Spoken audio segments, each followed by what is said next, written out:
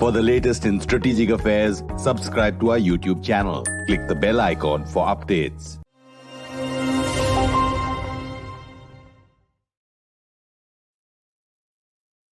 Hello and welcome to Strat News Global, and welcome to this special show on technology apps by stealth. My guest this evening is Jaijit Bhattacharya. He's the president of the Center for Digital Economy Policy Research. He's a tech entrepreneur, and his columns in the Outlook magazine are widely read.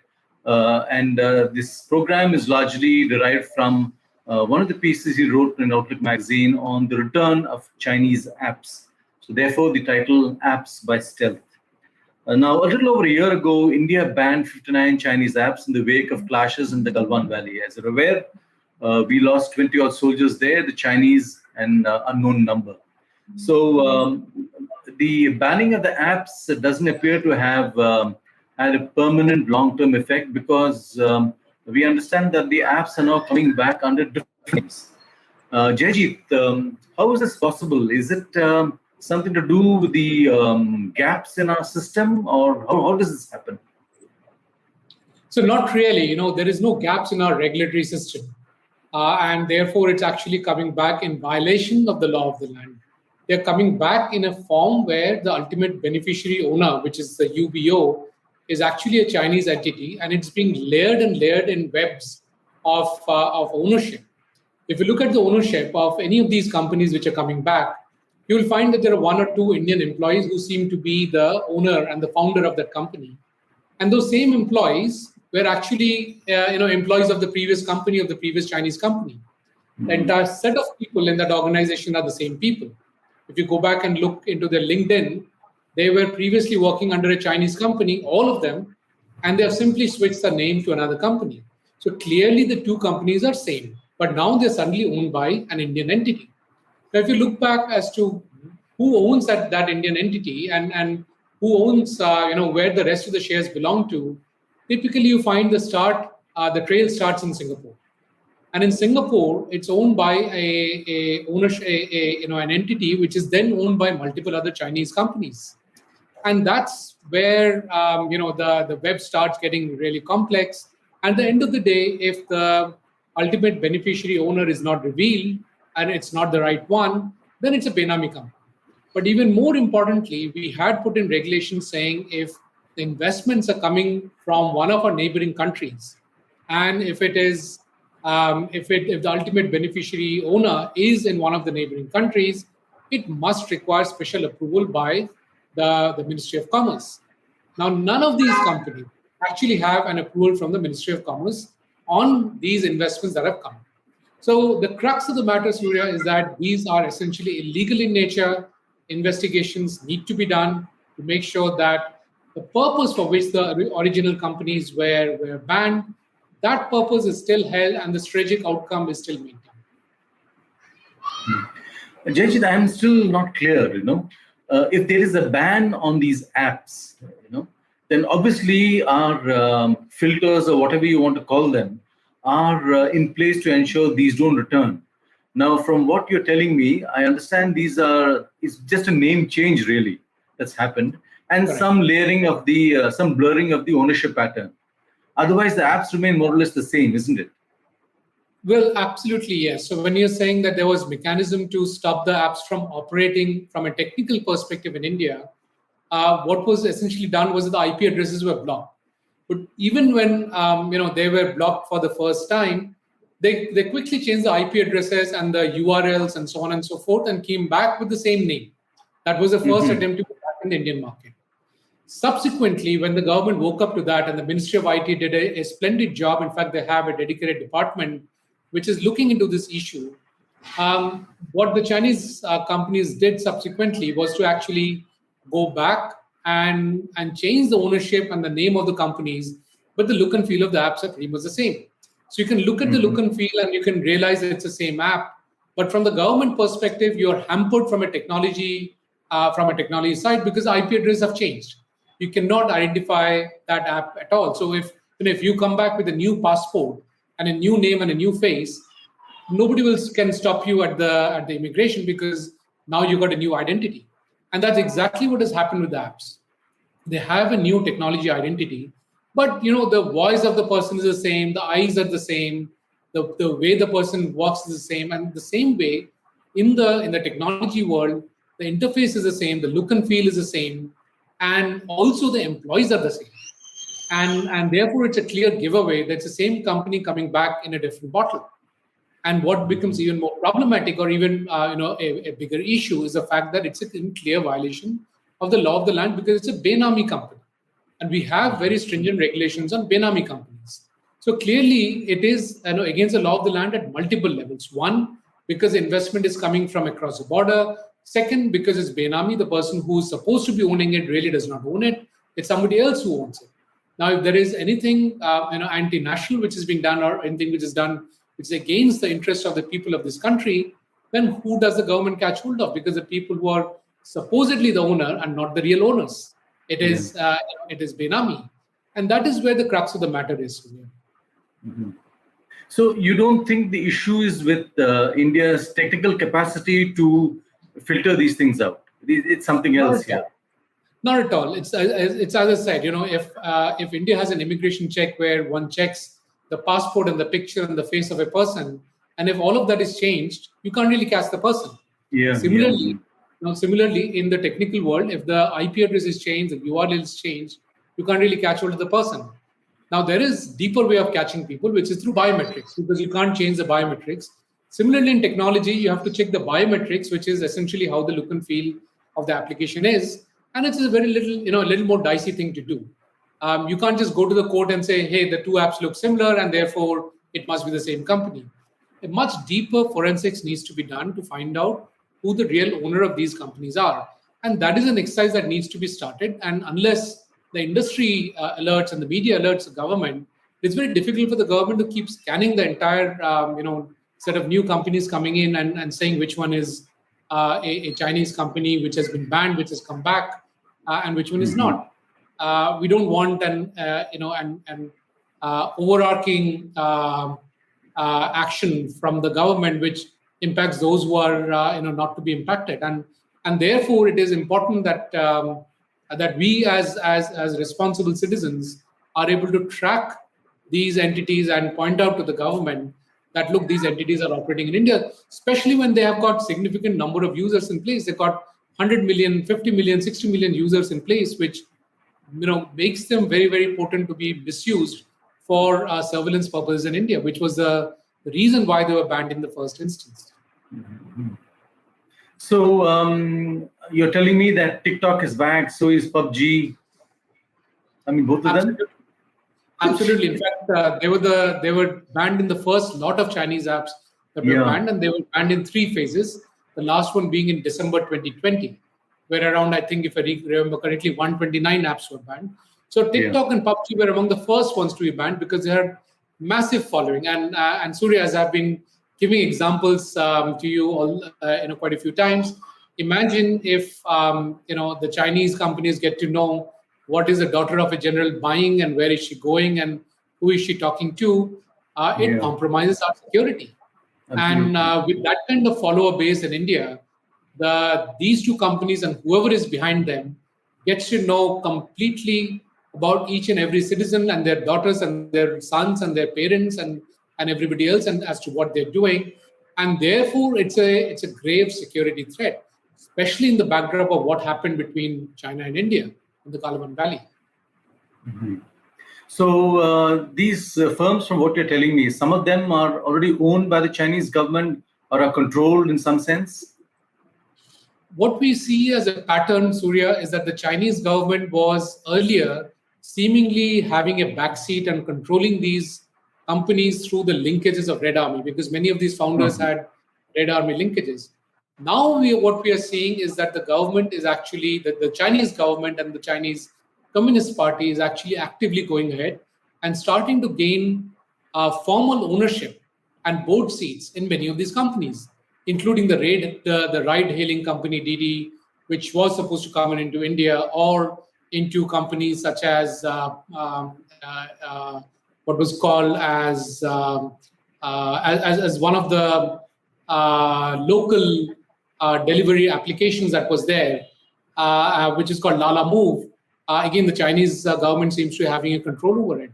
So there are many Chinese companies which are having a control over it, and then they're coming back in a different form altogether. For example, Lalamove, which was banned in December 2020, is coming back as Uncle Delivery, and it's the same app, same look and feel, same employees, but coming back again with a different name, with the ultimate ownership not just being with the Chinese, but seems to be a part of it being owned by the Chinese government, which is extremely of high concern, because there's an entity which is deep into the logistics of the country.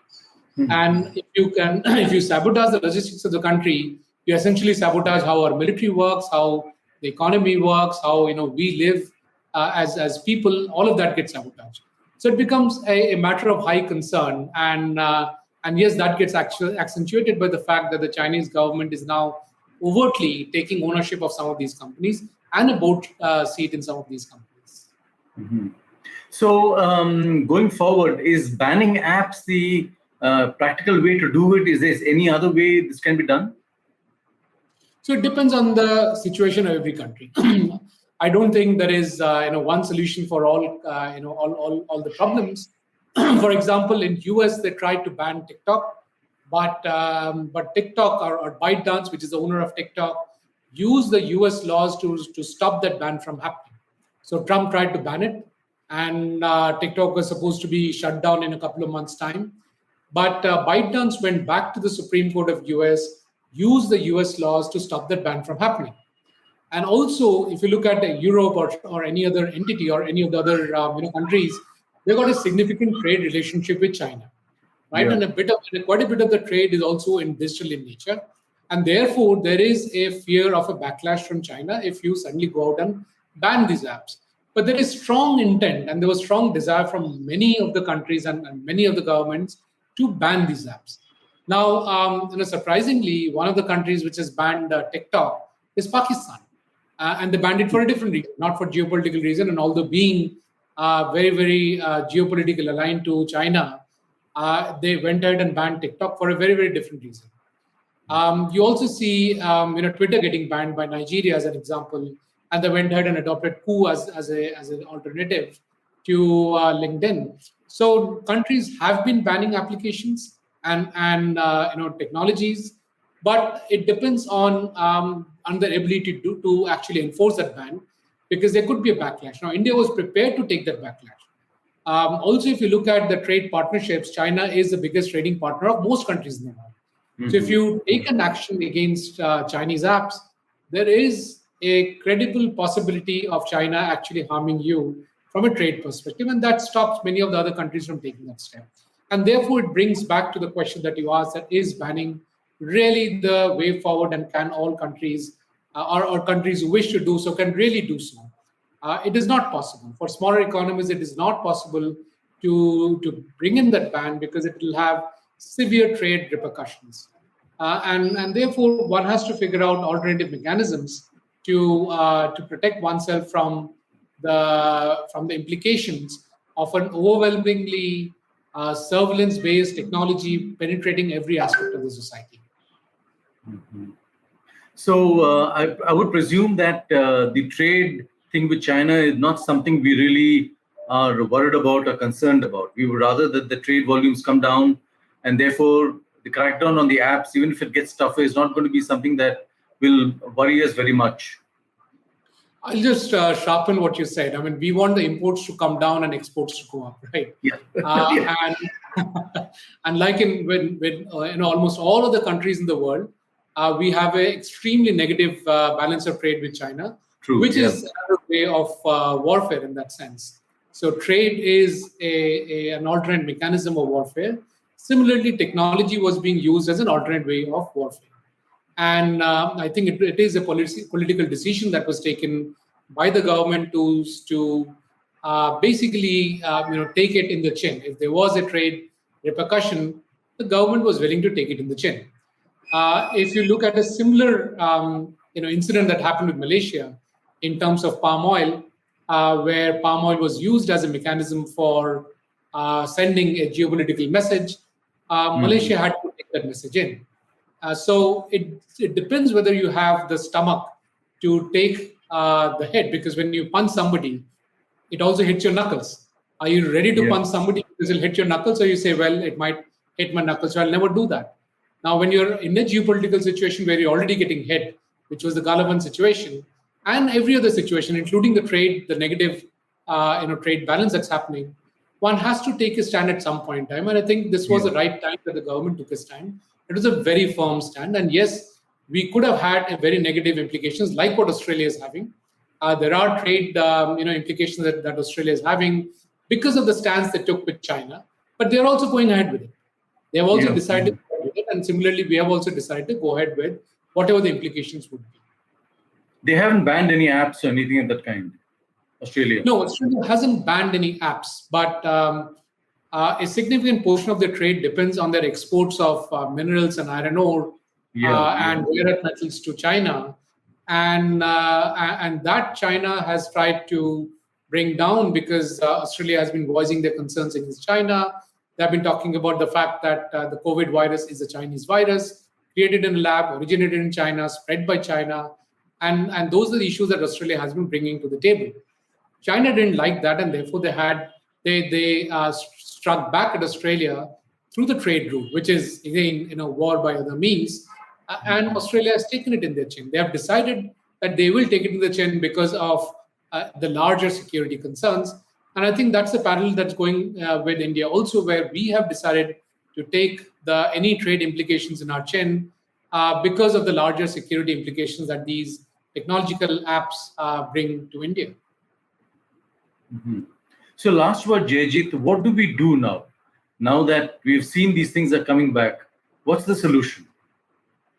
As I've been saying in multiple forums and all my articles, in fact, is that we need to have a focused institutional mechanism to actually strengthen our technological progress.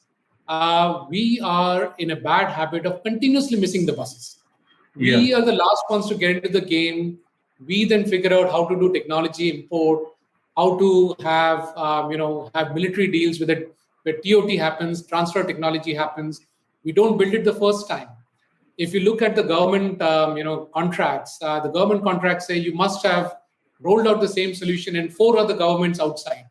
How will any Indian company roll it out outside? And if it's a new technology, will the state governments themselves have never given the opportunity to Indian firms? And by putting in a clause saying that you should have rolled it out in 4 other governments outside, you're condemning Indian startups in India, right? What these RFPs are saying is that your technology must be in any quadrant of Gartner, right? Which is ridiculous because Gartner is a US-based entity. Why will I, as an Indian company, spend money to be in any quadrant? Which means that I may be in the worst quadrant possible, but I have to be there because I have to pay to Gartner. So there are many such issues that are built into our system of procurement. And in most governments, it's the government which actually encourages new technology because of tremendous amount of risk involved in any new technology. And what the governments guarantee is a market. They don't say, I'll fund you for the losses that you do, but I'm going to guarantee you a market if you succeed. And that's where new technologies come up. You have new kinds of batteries coming up. You've got people going to space because NASA says, I will give you the launch facilities if you are successful in launching your own private cheap rockets.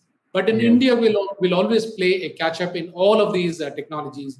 For example, if I just take one called the supersonic transport aircrafts, for sure the future will be where people move in supersonic transport aircraft, which are low noise, low boom, economic, and are very quick to go from one place to another. We are not into that game at all. In fact, we don't even have an aircraft industry for much to talk about, besides the few military aircrafts that we have built, which are obviously very credible, but we are not into the industry of manufacturing aircraft. We're not into manufacturing, lab meat. In the future, you would have to develop meat based in the lab. And the same technology goes into making brinjal in lab and potato in a lab and so on and so forth. And when the climate change happens, which is happening very, very quickly, Delhi has had the wettest Delhi ever in the last 50 years. That's clearly a sign of climate change. That will impact our agriculture. And how do we create our food? It has to be created in the labs. Do we have even a single entity in this country trying to make lab-based food? We are not doing that. We have, for example, woken up to quantum computing, and that's a very good sign. but it has to be done in an institutionalized manner. Quantum computing is not the only technology that we need to catch up with. There are multiple other technologies, and we need to create the next set of technologies. We do not have an institutional mechanism to do that. To put an example, there is DARPA in US, which really says US needs XYZ, which does not exist, and then contracts it out to private sector and says, why don't you go build it up? India needs so many technologies. India needs a technology where the blind can read, where because we've got the largest blind population in the world. We need a technology where mechanical things can walk up the mountains. We need a mechanical mule, because that's of tremendous economic value to the rural hinterland in the hilly regions, and that's of strategic value to the military also. But are we going ahead and building it? Somebody else will go ahead and build it up, and then they will be using our problems, create the solution, and sell it back to us. And then when we come out with the RFP, our RFP will say that any Indian company who wants to compete must have the same specs as this company which has been investing for the last 10 years. And they have been investing because the government of US or any other government had given them an assured market, so that they ability to invest. But Indian companies will have to wake up one fine day and for 1 point RFP, make a tremendous amount of investment to match that particular technology, which they never will, because it does not make economic sense. And therefore, forever, will be condemned to keep importing technology. And that is something we really need to change through an institutional mechanism, and not a knee-jerk mechanism where we draw out a plan as part of our 5-year planning or whatever planning process and say, here are the 5 technologies that we invest in. It does not work that way. Every 3 months, we need to sit down and figure out what's a new thing that's coming in the near future. It should not be something that's coming in 50 years down the line, but something that's coming in the 10 years down the line, right? That's a near future. Everybody knew batteries and electric technology is coming in by 2005, and they started investing like anything. Europe put in huge amount of government subsidies. China did, Japan did, Korea did, US did, everybody did, not India. And therefore, we'll end up importing all of these technologies, these batteries, and it's the same case repeated again and again and again. So we do not have an institutional mechanism to look forward and identify the commercial technologies which are just beyond the horizon and invest in it or get it in any of the mechanisms possible. Either buy the companies, buy the technology, get the people in, or develop your own technology. So tough choices ahead. Jaijit, pleasure talking to you. And I think this conversation we'll have to again redo at some other future point, presuming that the apps by Stealth continue making their inroads into India. Thanks very much. And good luck in your endeavors too with government in this respect. Thank you. Thank you, Surya. It's always a pleasure speaking to you. Thank you. And for all of you out there on tracking us on social media, on our website, keep following us with your comments, observations, and questions. And do follow us on our website, and don't forget to subscribe. Thank you, and goodbye.